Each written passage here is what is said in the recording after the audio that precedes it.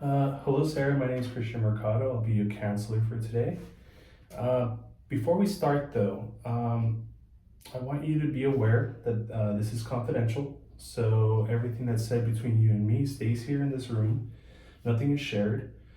The only time that confidentiality is broken is if you are a danger to yourself or to others, or if there's a danger to children, elderly, or people with disabilities, okay?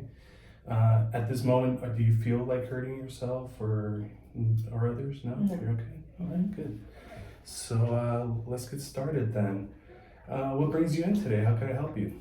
I'm feeling really anxious about grad school and balancing life and trying to get good grades. Okay. It's very stressful. Yeah, it sounds stressful. Mhm. What are you going to grad school for? What's the School program? psychology. Oh, okay. That's a good one. Mhm. Sounds like a difficult kind of program there. Yes. And how long is the program? It's 3 years. 3 years. I don't know if I could do 3 years of this. Well, you're not the first one to do the master's program. It is difficult for sure, but I think you could for sure do it. Okay. Counselors also kind of go down that route as well. So I don't think you should be worried too much about it. I Okay. think you're in a good path. But it is a good chunk of your life. It's 3 years. That's a long time. So. It is. So okay, well, congratulations then to getting to your master's. Thanks. That's always a big challenge. Mhm. Do you mind? Are you the first one in your family to go to college? Yes. Yes. Okay. I'm also the oldest. I have Okay. 2 girls. Mhm. So, It's a lot of pressure. yes. Yeah, being the oldest. Pressure everywhere. Yeah. Yes.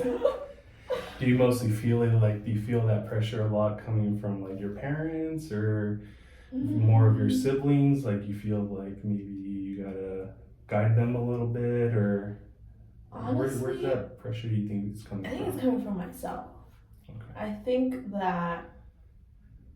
I think initially, like when I was little, the pressure was coming from my parents. But then I want to say, like around 7th, 8th grade, I was the one that would like put pressure on myself. Okay. Like I know since maybe like the 5th grade, my parents never had to worry about me doing my projects or doing my homework. Obviously, if I got a B, it was the end of the world. But they didn't have to like, oh, do this, do that. Like I would just kind of navigate stuff on my own. Okay. And so I think that from a young age, I have been putting the pressure on myself. It's like I'm my own parent sometimes. Right. And then obviously, like, I didn't have my first sibling until I was like 14. So I feel like at that age, you're kind of like I've spent 14 years of just me and my parents. Right. So I don't think I really feel pressure from them. Okay. I kind of see them as like my kids, but anyways, but Well, yeah, that's pressure too. That's a little bit of pressure too. I think it's just coming from myself. My mom and I did move to the States when I was like 5. Okay. So I think that kind of set up this like mini parent person in me. Mm-hmm. So I think since then it's just kind of like you got to do this, this, and this, like very strict regimen that I have for myself. No time to mess around, really. Right. Type of stuff. Yeah. Yeah, no time to mess around. Again, like I said, my parents don't like they know I'm fine when it comes to like managing stuff, but I think that it is hard. Yeah. And I feel like I have to do a lot for myself. Right. Well, it sounds hard, like you said, coming to the States at 5 and, trying to navigate that as well. And then kind of getting these responsibilities at a young age, trying to grow up a little bit at a young age, that really sounds difficult for sure. I mean, It is. It sounds tough, It is. Do you have a good relationship with your brothers? I know there's a big kind of age gap there, and with your siblings, or? With the 9-year-old? With the 4-year-old, yes. Yeah. Which is also 4. Yeah. The 9-year-old. A little bit funner to play. Yeah. The 9-year-old, we argue sometimes, but I feel like we argue because I feel like my parents are just very lenient with her compared to how I grew up. But I also think to myself, like, they're obviously at a different point in their lives now than they were when I was a kid. Right. So I think that, you know, dealing with me in my teenage years and learning about like anxiety and depression and all of that kind of helped them not be so strict, but I feel like they leaned a little too far into the non-lenient side. But I do argue with her sometimes. Yeah. Well, I mean, you know, I think you got to give them a little bit of slack because at the same time they were learning too. You know, there's no blueprint to life, unfortunately. So everybody has to figure out, you know, on their own, and not really on their own. There's obviously, you know, some support around. But It's the first time living. Yeah, and you know, you were the first one, so Yeah. there's a lot to learn there from a lot of mistakes and errors that could be made. Yes.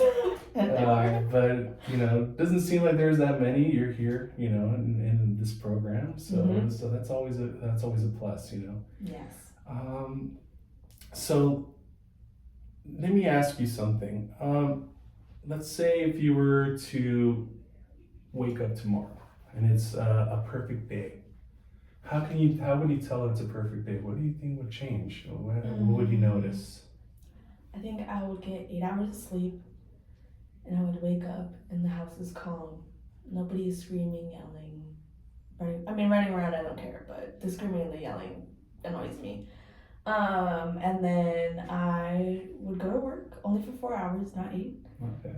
4 hours, clock in, clock out, eat, have fun at home, scroll on TikTok, and then at night I would go out with my friends. Okay. And that's it. Yeah, that sounds like a pretty good day. I'm not gonna lie.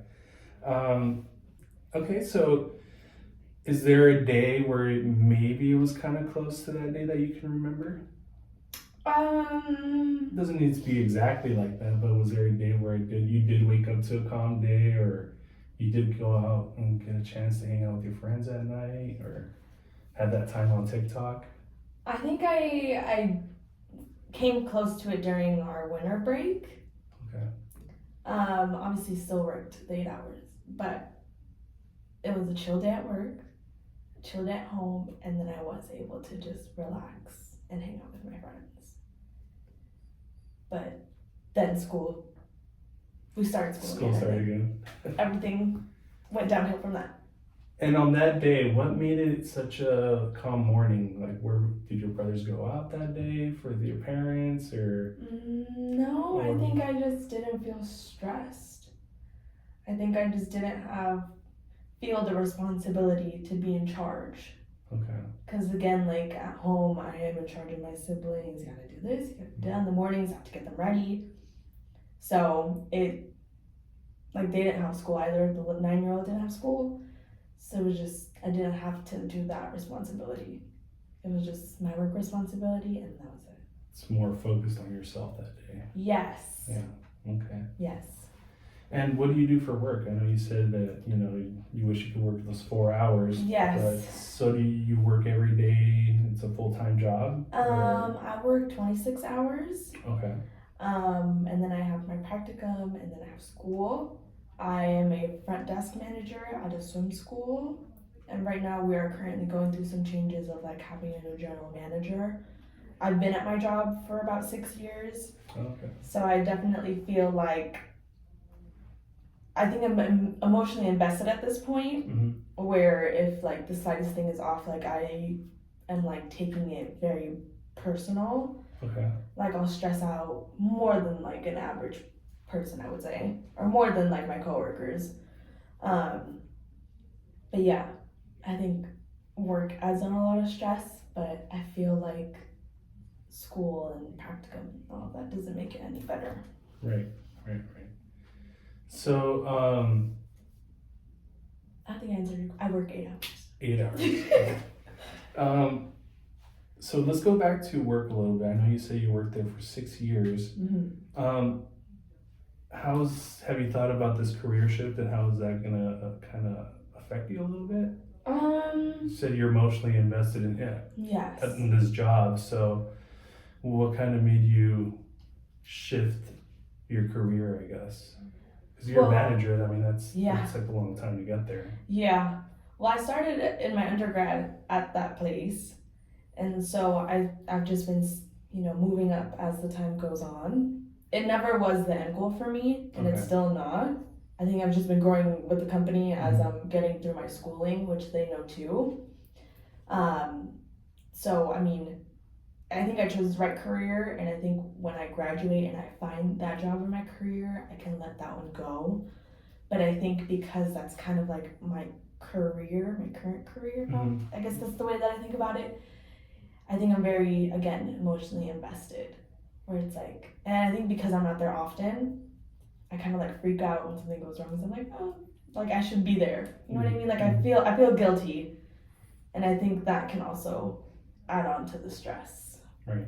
Mm-hmm. And that makes sense too, because you do have to have some type of control at your home, right? Mm-hmm. Dealing with the family and stuff like that. So Mm-hmm.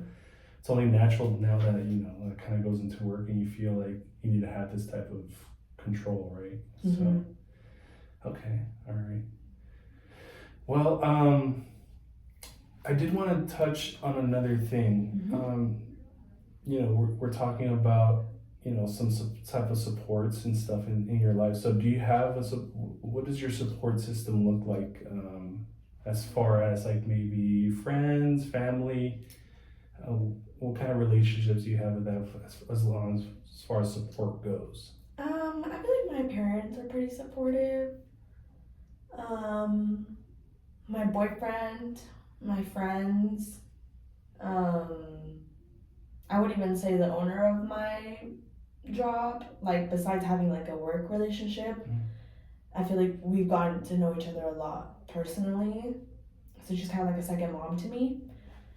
But I feel like when I really need the support, I mostly just rely on my boyfriend. But relationships and work, and it kind of gets a little tricky when everything is just It can meshed. go up and down a little bit. Right, because then if I'm discussing, having a discussion with my partner, it's like, well, who do I go to now? Right. Because that's the main person. That's the main person. Right. Okay. So I think that when that happens, or sometimes I just want to keep stuff to myself, it's like I'm holding on to all of these things and I just can't release. Okay. And then like it's just all in here. How do they feel about you going to school, at least for a master's program? Yeah. How does your support system kind of feel about that? Well, my parents are happy. They actually were upset I took a year gap, but that's besides the point. Sometimes that's needed. It was. I would do it 100% again. Yeah. Even if it kind of made them upset. But I think what they worried is that some people be like, oh well, if you take a gap year, you're not gonna get back into it. But I think that my personality is very different from that. So they're happy. They're very like if you feel sick, don't go into work. Right. Versus me like wanting to, because again, I feel like I need to have control, Mm-hmm. especially when I'm not there. Right. So I feel like they're trying to show me to have that balance, but I also feel like again they didn't go to college, they didn't manage all these things. They were parents, but I think it's a little bit different. And then my boyfriend is currently going to school too. Okay. So I know that he's proud to know he's also dealing with the same stuff, Mm-hmm. which is why I sometimes don't like to, share everything because I know he's in the same boat and I feel bad having to put that on him. But yeah. Well, sometimes talking to somebody that's going through the same thing as you is kind of helpful. Mm-hmm. He might see things a different perspective or experience some things a little bit different than you, and maybe that could help out one day. But as far as some goals that I want to set up for you, how do you feel about communicating more with your support system about how you feel about school? Maybe letting them know like, hey, sometimes it does get very stressful. I need my time. Mm-hmm. Maybe not put as much responsibilities at me at home. How do you feel about doing that? Good. I think that I can tell my parents how I feel about school. With the responsibilities that I have, I do try to have Sundays because that's usually the only day I have where I don't have anything to do. That's kind of like my rest day, but I also feel like I'm not resting if I'm at home. Right. So I think that I need to implement going somewhere. It doesn't have to be anywhere crazy, but I think I just need time to myself Okay. where it's silent. Mm. Because every day is just very noisy. Yeah. I can imagine. And also another thing that helps, since you said your boyfriend's also going to school, maybe having like school work dates could maybe help out on the weekend. Both of you go somewhere and maybe work on homework together and maybe talk it out. I mean, maybe a quiet place, a different setting might help out. Yeah. How does that seem? Do you think he would be up for that? I think he would. Quality time is his love language. So. Okay, so just to finish off our session on a scale of 1 to 10, 1 being horrible and 10 being amazing, how do you feel about your anxiety towards school now that we kind of talked about it? I think I would be at a 8.5. Okay. 8 to 9. That's pretty good. Yeah. Okay, that's Yeah. promising. I think I do like to talk things out, but I think I often don't get the chance to. Okay. So I feel like today I just released and unpacked a bunch of stuff that I've been holding in. Okay. Well, hey, that's always good to know. That's always helpful. Yes. Well, it was glad to meet you and talk to you today, and good luck on in your program. Thank you very much. All right.